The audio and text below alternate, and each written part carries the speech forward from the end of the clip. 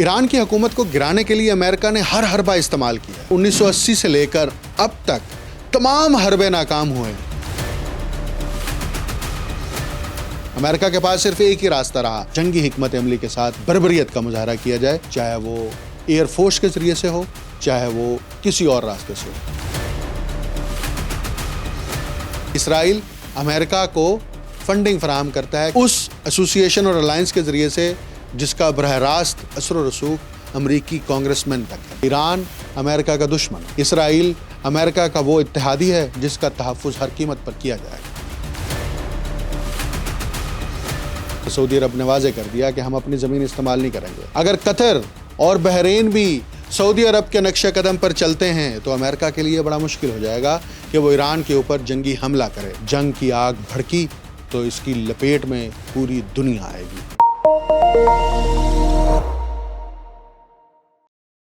آپ دیکھ رہے ہیں انٹولڈ سٹوری ود ڈاکٹر اکمل سومرو۔ مشرق وسطیٰ ایک بار پھر بارود کے ڈھیر پر کھڑا ہے، اور اس بار بھی انگلیاں اسی طاقت کی طرف اٹھ رہی ہیں جن کی خارجہ پالیسی دہائیوں سے جنگ،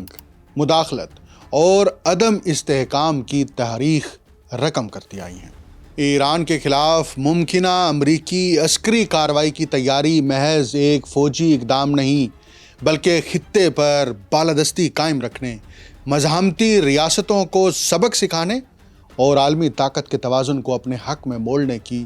ایک بڑی سامراجی حکمت عملی کا حصہ دکھائی دیتی ہیں۔ سوال یہ ہے کہ کیا یہ جنگ واقعی کسی سیکیورٹی خدشے کا نتیجہ ہے یا پھر وہی پرانا کھیل دہرایا جا رہا ہے جس میں کشیدگی پیدا کر کے ہتھیاروں کی منڈیاں گرم کی جاتی ہیں، اتحادیوں کو خوف کے حصار میں رکھا جاتا ہے اور خطے کی خود مختار ریاستوں کو دباؤ میں لا کر اپنے سیاسی اور معاشی مقاصد حاصل کیے جاتے ہیں۔ ایران کے خلاف بڑھتی ہوئی امریکی جارحیت دراصل ایسی وسیع تر منصوبے کی کڑی معلوم ہوتی ہے جس کا ہدف مشرق وسطیٰ کو مستقل عدم استحکام میں رکھ کر اپنے اثر و رسوخ کو برقرار رکھنا ہے۔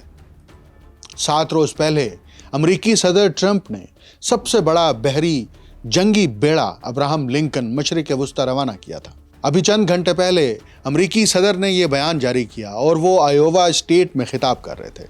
کہ یہ بحری بیڑا مشرق وسطیٰ میں پہنچنے کے قریب ہے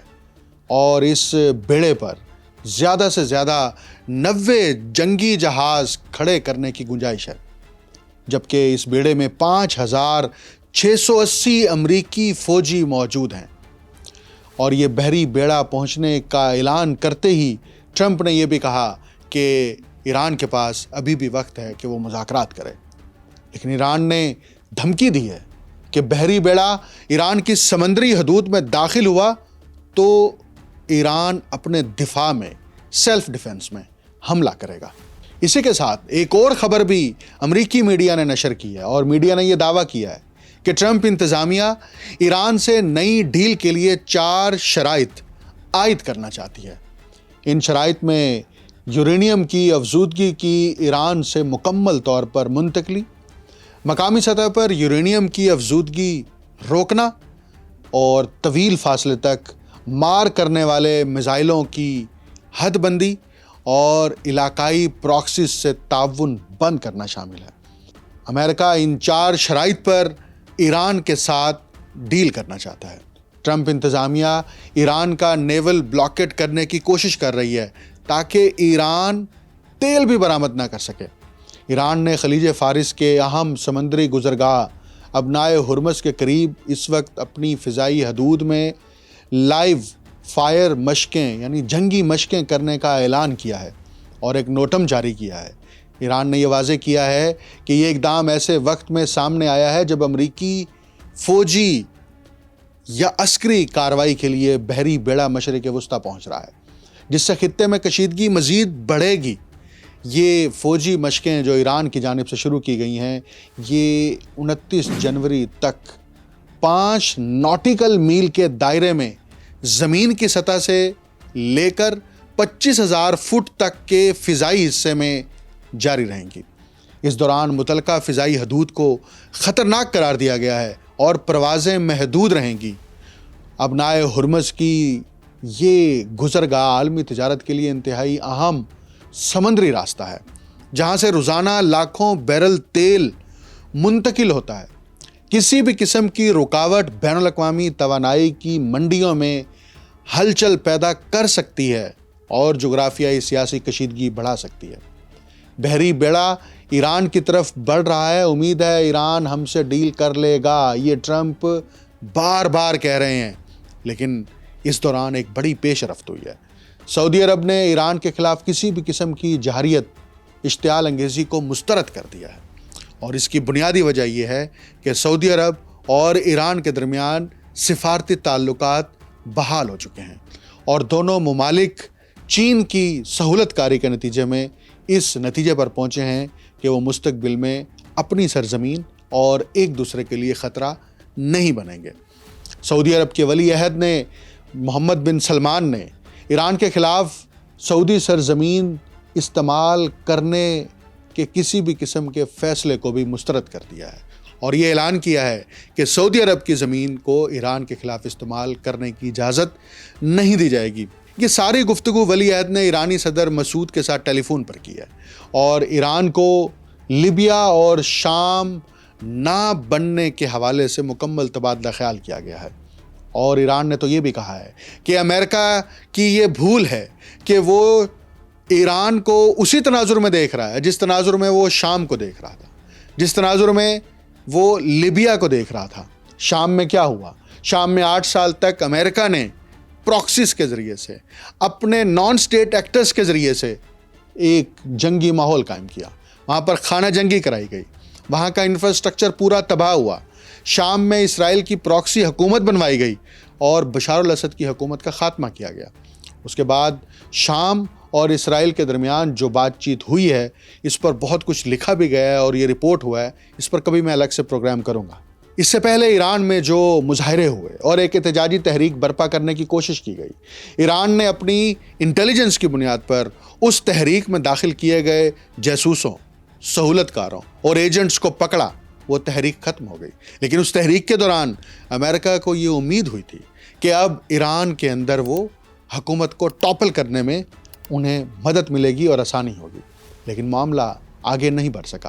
اور اسی وقت ہی امریکی صدر ٹرمپ نے یہ فیصلہ کیا تھا کہ ابراہم لنکن کا جو یہ بحری بیڑا ہے، یہ مشرق وسطیٰ بھیجا جائے گا اور عسکری کارروائی کی جائے گی۔ جب یہ سارا معاملہ ناکام ہوا، یہ پالیسی، یہ حکمت عملی، یہ پلان چوپٹ ہوا، تو ابھی امریکی سینیٹر ٹیڈ کروز نے ایک بیان جاری کیا، اور یہ ایکس اکاؤنٹ کے اوپر بیان جاری کیا کہ ہمیں یعنی امریکہ کو ایرانی مظاہرین کو مسلح کرنے کی ضرورت ہے، بالکل اسی طرح جیسے شام کے مظاہرین کو مسلح کیا گیا تھا، بالکل اسی طرح جیسے لیبیا کے مظاہرین کو مسلح کیا گیا تھا اور اس کے بعد وہاں معمر قذافی کی حکومت ختم کرائی گئی، بالکل ویسے ہی جیسے عراق کے اندر خانہ جنگی بھی کرائی گئی اور امریکہ نے براہ راست وہاں پر حملہ بھی کیا اور صدام حسین کو پھانسی پر لٹکایا گیا۔ اور ایران کے اندر مظاہرین کو مسلح کرنے کی ضرورت اس لیے ہے تاکہ موجودہ قیادت پر قابو پا سکیں۔ امریکی ریاست ٹیکساس سے تعلق رکھنے والے سینیٹر ٹیڈ کروز نے اپنے سوشل میڈیا پلیٹ فارم پر جاری اس بیان میں یہ بھی کہا کہ ایرانی سپریم لیڈر سے جان چھڑانے کے بعد ہی امریکہ پہلے سے زیادہ محفوظ ہو جائے گا، کیونکہ ایرانی سپریم لیڈر آیت اللہ خامنائی امریکہ مرد آباد کا نعرہ لگاتے ہیں۔ ٹیڈ کروز نے بنیادی طور پر یہ بیان اس لیے دیا کہ مظاہرین جو بنیادی طور پر تو معاشی دباؤ کے نتیجے میں، مہنگائی کے نتیجے میں سڑکوں پر جمع ہوئے تھے، اس کو وہ ایک ایسی تحریک کا، ایسی پرتشدد تحریک کا رخ دینے کی کوشش کر رہے تھے کہ جس کے اندر بغاوت اٹھے اور جس کے اندر خانہ جنگی کا ماحول پیدا ہو۔ اور اسی تحریک کے دوران میں نے جتنے بھی پروگرام کیے بار بار بتایا کہ ایران کے انہی مظاہرین نے امریکہ کے خلاف بیانات دینے شروع کیے کہ یہ ہمارا داخلی معاملہ ہے، ہم اس تحریک کی بنیاد پر امریکہ کو یہ موقع فراہم نہیں کریں گے کہ وہ ہماری خود مختاری یا سوورنٹی کو چیلنج کرے اور یہاں حملہ کرے۔ اب امریکہ اس پورے ریجن میں مشرق وسطیٰ میں اپنے اتحادیوں کے ذریعے سے ایک جنگی ماحول بنا رہا ہے، اور جیسے ہی بحری بیڑا ایران کی سمندری حدود کے بالکل قریب پہنچے گا تو یہ امکانات ظاہر کیے جا رہے ہیں کہ امریکہ عسکری حملہ کرے گا، اور اس کی بنیادی وجہ یہ ہے کہ امریکہ یہ سمجھتا ہے کہ عسکری طاقت کے ذریعے سے ہی وہ اپنے ناجائز مطالبات کسی بھی ریاست اور کسی بھی ملک سے منوا سکتا ہے۔ اس وقت ارد گرد کی جتنے ممالک ہیں وہاں پر جو بیسز ہیں، ایئرپورٹس ہیں، انہیں الرٹ کیا گیا ہے۔ امریکہ اور اسرائیلی فضائی قوت اور گزشتہ 2 ہفتوں کے دوران خطے میں پہنچنے والی بین الاقوامی جو کمک ہے اس کا جائزہ لینا بہت ضروری ہے۔ Open source intelligence, flight tracking applications, satellite تصاویر اور ماہرین کی سیکیورٹی رپورٹ سے پتہ چل رہا ہے کہ یورپ اور مشرق وسطیٰ میں جنگی اور لاجسٹک طیاروں کے ساتھ ساتھ جنگی طیاروں کی ایک غیر معمولی تعداد پہنچ چکی ہے، جس میں تقریباً 800 سے زائد جنگی طیارے ہیں، اور یہ اسپین، جرمنی، برطانیہ، اٹلی، یونان، قبرص، اردن، اسرائیل، قطر، متحدہ عرب امارات، بحرین، یہ ان جگہوں کے جو فضائی حدود ہیں، ایئرپورٹس ہیں، اور یہاں پر جتنی بھی جنگی تنصیبات ہیں وہ امریکہ کے اشتراک اور تعاون سے الرٹ کر دی گئی ہیں۔